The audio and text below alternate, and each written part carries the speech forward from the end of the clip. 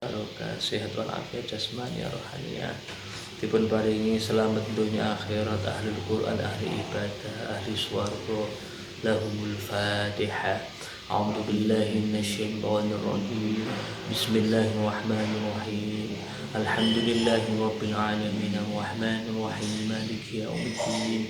Iyyaka na'budu wa iyyaka nasta'in ihdinas siratal mustaqim siratal ladzina an'amta 'alaihim ghairil maghdubi 'alaihim waladdallin. Rabbi ighfirli wa liwalidayya wa li jami'il muslimina amin ya rabbal alamin. Suratul Hujurat. Bismillahirrahmanirrahim.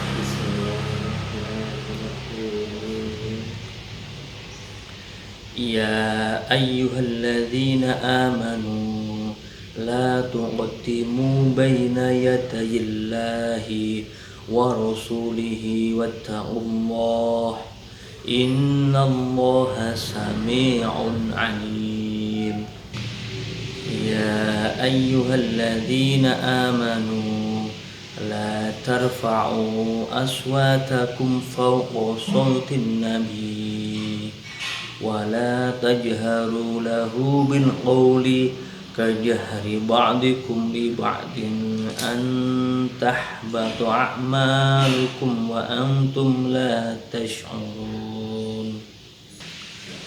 Innal ladzina yaghudduna aswatahum 'inda rasulillahi ulaika alladzina imtahana Allahu qulubahum littaqwa lahum maghfiratun wa ajrun 'adzim. Bismillahirrahmanirrahim. Ya ayyuhalladzina he wong-wong amanu kang iman alladzina la tuqaddimu ojo ndisi sira kabeh baina yadayillah ing dalem ngersane Allah wa rasulihi lan utusane Allah wattaqullah lan takwa sira kabeh ing Allah. Innallaha sak temene Allah sami'un iku midhanget alimun tur mudanene. Ya ayyuhalladzina he wong-wong amanu kang iman alladzina la tarfa'u ojo banterake sira kabeh aswatakum ing swara-swara ira kabeh fauqa sautin nabi ing dalem dhuwure suarane nabi wala tajharu lan ojo banterake sira kabeh lahu marang nabi bil qawli kelawan ucapan kajahri ba'dikum kaya oleh banterake sebagian ira kabeh li ba'din marang sebagian antah bato krana yen to lebur a'malukum apa pira-pira amal ira kabeh wa antum hale utawi sira kabeh la tash'urun iku ora weruh sira kabeh. Innal ladzina sak temene wong-wong yaghudduna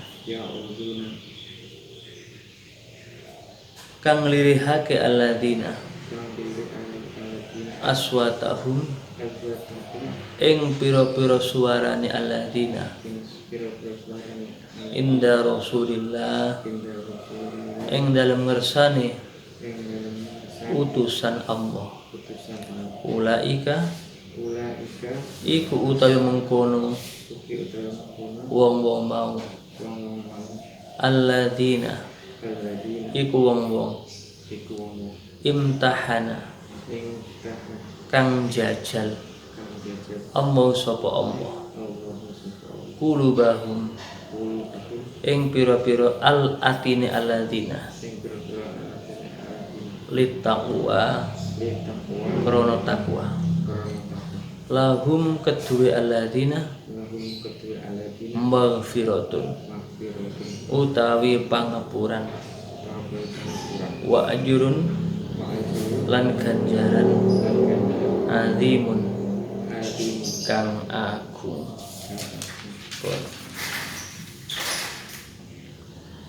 Surat Al-Hujurat iku surat Madaniyah, ayate kabeh ana 18 ayat. Ayat setunggal. He wong-wong kang padha iman sira kabeh, aja padha ndhisiki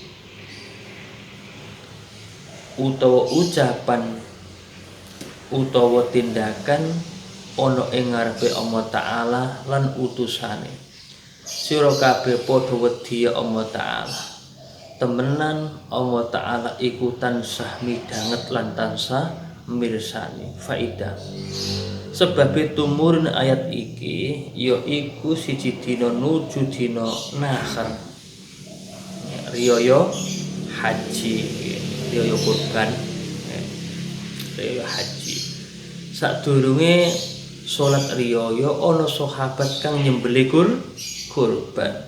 Dadi iki ayat kaya-kaya surasa apa-apa iku aja ndhisiki Kanjeng Nabi. Senajan nyembelih kurban aja nganti nyembelih sadurunge Kanjeng Nabi nyembelih supaya ora kliru mau alam. Yen cara umum ayat iki surasa sapa bae ora pareng ngukumi nganggo hukum-hukum saliyane hukum kang den turunake dening Allah Ta'ala lan dawuh-dawuhe Kanjeng Nabi. Eling-eling wong kang padha iman sira kabeh aja padha banterake swara ira sak dhuwure suarane Kanjeng Nabi Muhammad lan sira kabeh aja padha banterake ucapan marang Nabi Muhammad kaya anggone sira kabeh padha banterake ucapan siji lan meneh. Dikuwatirake yen amal-amal ira dadi lebur sarana sira kabeh ora padha rumangsa tambih. Dawuh la tarfa'u aswatakum karo dawuh la tajharu lahu bil qaul sejati tegese kaya padha bae nanging sejatine ora padha. Sebab mengkene yen Kanjeng Nabi ngendika para sahabat matur suarane para sahabat kudu sak ngisore suarane Kanjeng Nabi supaya ana bedane antarane dawuhe Kanjeng Nabi lan ature para sahabat. Iki tegese dawuh la tarfa'u aswatakum dene yen Kanjeng Nabi nuju medal ora ngendikan nuli sahabat arep matur iku carane oleh matur aja banter-banter kaya yen nuju omong-omong karo kancane dhewe supaya ketara hormate marang Kanjeng Nabi. Iki tegese dawuh wala tajharu lahu bil qaul wa ma'ana. Ngeten nggih. Jadi ini surat Al-Hujurat. Niki maringi suri tauladan dateng sedaya menungso bahwa hukum yang tertinggi adalah hukum Allah dari kitab suci Al-Qur'an. Nomor loro adalah sunnah-sunnah baginda Nabi Muhammad sallallahu alaihi wasallam. Ini maka dari itu ada sebuah hadis bahwa Islam akan terpecah belah menjadi 73 golongan. Yang lainnya rusak ada yang meriwayatkan masuk neraka. Yang satu golongan itu selamat siapa? Yaitu golongan ahli sunnah wal jamaah. Siapa ahli sunnah? Orang yang berpegang teguh kepada Al-Quran dan Al-Hadis wal jamaah dan mengikuti amalan para sahabat Nabi dan para ulama yang mengikuti Nabi yang telah disepakati di masanya, di zamannya ulama-ulama yang ahli kitab. Jadi yang mempunyai karangan-karangan kitab yang mu'adalah, karangan kitab yang mu'tabaru, yang diakui ulama dunia. Seperti ulama-ulama kita, Imam Abu Hanifah, Imam Malik, Imam Syafi'i, Imam Ahmad bin Hambal dalam ilmu fikih itu. Jadi janganlah Anda semua wahai orang-orang yang beriman mendahului hukum-hukum Allah, dan juga jangan mendahului hukum-hukum Kanjeng Nabi. Ini gini ya. Jadi kita kalau mau mengerjakan segala sesuatu, mengamalkan segala sesuatu, kita harus melihat agama. Apakah yang aku kerjakan ini diperintahkan Allah atau tidak? Dilarang Allah atau tidak? Dilarang Kanjeng Nabi atau tidak? Jadi kita dalam segala hal bekerja mencari yang halal, yang haram tinggalkan. Kita dalam beribadah harus ada tuntunan, nggak boleh ngawur, harus ada tuntunan menurut yang dituntun oleh baginda Nabi Agung Muhammad Sallallahu Alaihi Wasallam. Karena apapun yang diamalkan baginda Nabi itu adalah atas dasar perintah Allah. Dalam hal apapun harus kita berpegang teguh kepada Al-Quran dan Al-Hadis, karena Al-Quran dan Al-Hadis adalah punjer hukum pertama kali dalam untuk amalia ibadah atau menentukan segala sesuatu amalan. Inilah Al-Quran dan Al-Hadis. Karena apa? Karena ini ada zaman para sahabat menyembelih kurban itu kan ada aturannya. Menyembelih kurban itu aturannya menunggu sholat riyo selesai. Dan pada zaman sahabat sudah ada bahwa sebagian sahabat dengan alasan disembelih terlebih dahulu kok mari sholat riyo tinggal makan ana alasan digawe mangan tonggo-tonggo ini apa para jamaah tadi supaya mereka memudahkan orang-orang Islam menjamu orang Islam setelah sholat supaya bisa segera makan dan sebagainya. Kemudian ditegur oleh baginda Nabi, wahai para sahabatku, ditegur oleh Allah langsung lewat Nabi, bahwa aturan beribadah termasuk hewan kurban disembelih itu aturannya harus selesai sholat hari raya, minimal menunggu Kanjeng Nabi menyembelih atau tanya Kanjeng Nabi, apakah ini sudah diperbolehkan untuk menyembelih kurban? Karena apa? Karena kita ini punya pimpinan yang menunjukkan jalan kebenaran. Kalau sekarang sudah, berarti kita kalau ada apa-apa tanya pada ustadz, para alim ulama Kita kalau nggak tahu hukumnya jangan asal dalam segala hal. Maka fas'alu ahla dzikri in kuntum la ta'lamun. Bertanyalah Anda semua kepada ahlinya, ahli ilmu, ulama ahli ilmu. Jika Anda tidak mengetahui, karena apa? Karena seluruh perilaku kita, ibadah kita ini nanti akan dipertanggungjawabkan nanti di hari kiamat. Kalau baik mendapatkan pahala baik, kalau buruk kita nggak mendapatkan kebaikan, tapi justru akan mendapatkan namanya pertanggungjawaban atau bahkan siksa. Jadi inilah Jadi hukum ini harus kita selalu pegang. Maka mengaji itu sangat penting.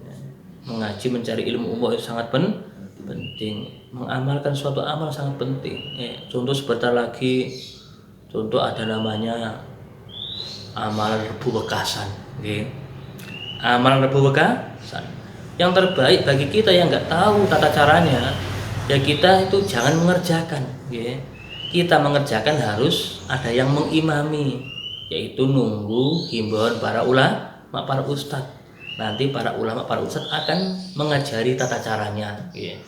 Karena dalam bahasa umum sholat rebukakasan itu tidak ada, cuman itu membahasakan enak orang Jawa. Maka para ustadz akan mengajari bahwa sholat rebukakasan Rebu akhir bulan Sofar, insya Allah seminggu lagi, itu tata cara adalah kita niat berdoa kepada sholatnya diniati sholat hajat atau sholat sunnah mutlak, sholat taubat, kita sholat berdoa minta perlindungan kepada Gusti supaya diselamatkan dari musibah dan bahaya. Inilah pentingnya kita dalam segala hal harus manut mengikuti perintah para alim ulama, para kiai, karena alim ulama, para kiai, para ustadz itu yang meneruskan perjuangan baginda Nabi Agung Muhammad Sallallahu Alaihi Wasallam. Kita mempunyai guru, mempunyai ustadz yang membimbing kita itu sangat dianjurkan, sangat wajib supaya tidak salah dalam mengamalkan segala sesuatu. Karena kalau sampai salah, bisa-bisa ya tidak membuahkan hasil. Terkadang apa mana amalan-amalan sing aneh, poso sing aneh, wiritan sing aneh, terkadang itu sampai ngapunten ono sing stres.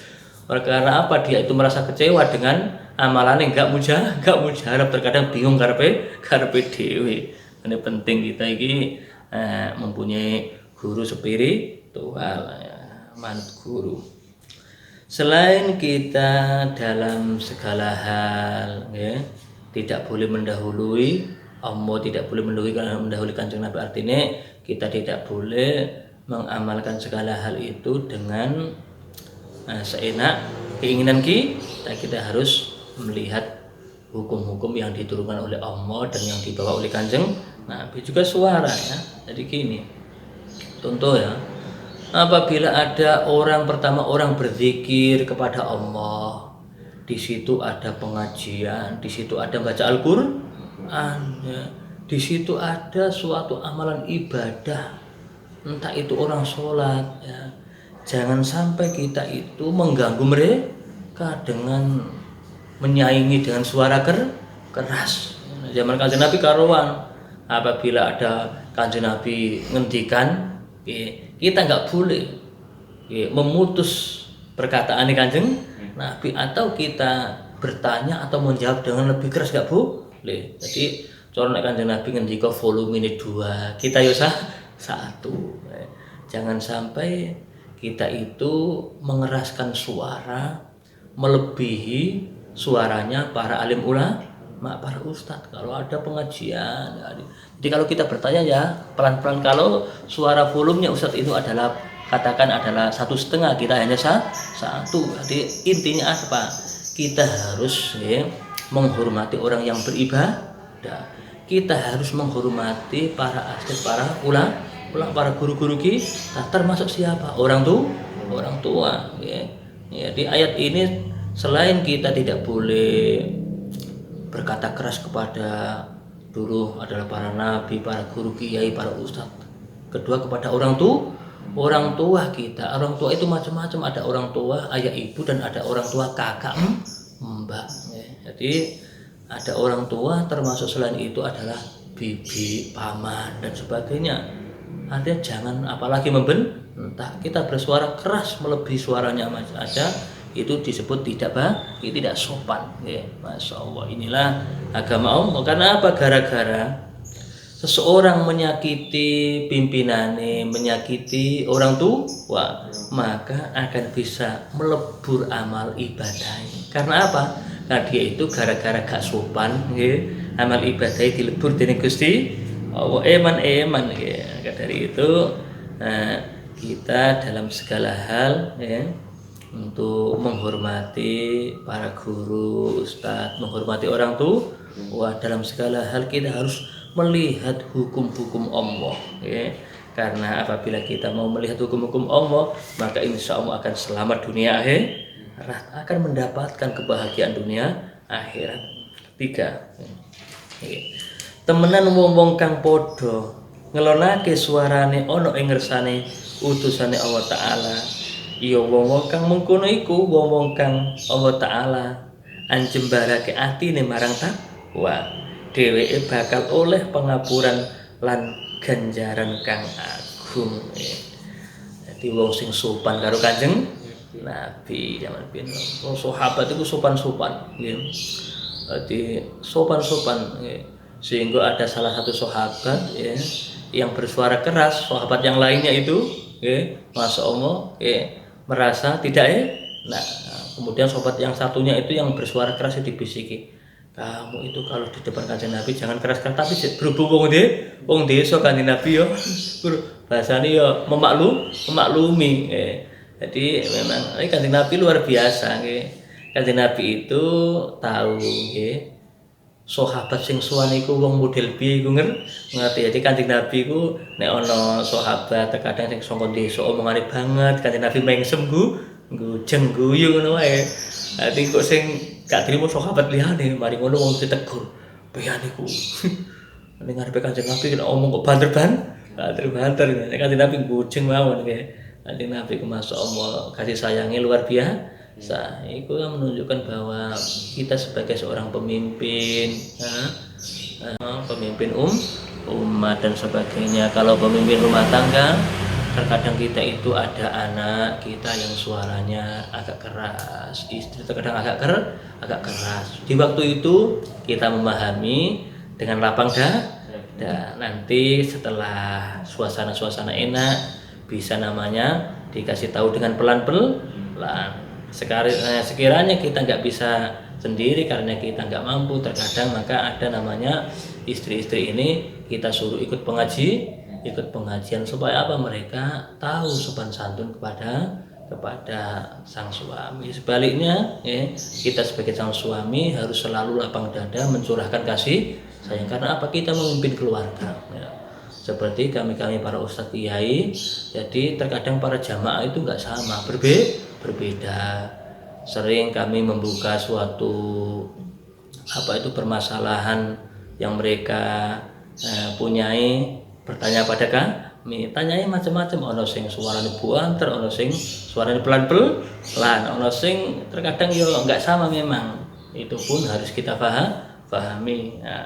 Kita pahami dengan baik. Karena apa? Karena apapun yang kita kerjakan itu jika diniati menolong, ada rasa kasih sayang, mencari ridho Allah, itu akan luar biasa. Masya Allah, kehormatan ini luar biasa. Kita menghormati orang lain, menghormati para guru, para kiai, para orang-orang tua di antara kita. Karena apa? Berkat mulai zaman dahulu para sahabat sangat memuliakan baginda Nabi, menghormati baginda Nabi. Mereka keimanan ketakwaannya Masya Allah tertanam luar biasa. Masya Allah, tidak ada keimanan ketakwaan mengalahkan para sahabat Nabi. Karena apa? Karena memuliakan kanjeng Nabi Muhammad, memuliakan kanjeng Nabi Muhammad, sehingga Masya Allah keimanan seperti Abu Bakar. Jadi mau ditimbang imane wong sak dunya iki dibandingkan kalau imane Abu Bakar, tidak bisa menandingi, tidak ada apa-apa nih. Masya Allah, Abu Bakar, Umar, Utsman dan sahabat yang lainnya ketika ada perang, Masya Allah, sedekah itu kalau nak tinggali tenggine hadis-hadis itu sahabat itu miliaran, minimal ratusan juta, Masya Allah, ratusan juta miliaran. Sahabatnya bersedekah untuk agama Allah. Karena apa? Mereka itu tahu bahwa kehidupan ini yang paling bisa kita banggakan adalah menjalankan perintah Allah, taat kepada Allah dan utusan Allah. Itulah luar biasa. Sholat jamaah, sedekah, baca Al-Quran, mengaji, bekerja mencari harta yang halal, menghormati orang tua, menghormati para alim ulama. Masya Allah, itulah nanti yang akan membawa kita diampuni oleh Allah. Dosa apapun yang pernah kita kerjakan gara-gara barokah kita taubat, kita memperbaiki diri, rajin mengaji, rajin bersedekah, maka akan diampuni oleh Allah. Dan paling inti lagi adalah kita diberi pahala agung di sisi Allah, yaitu diberi ridha Allah, diberi kasih sayang Allah.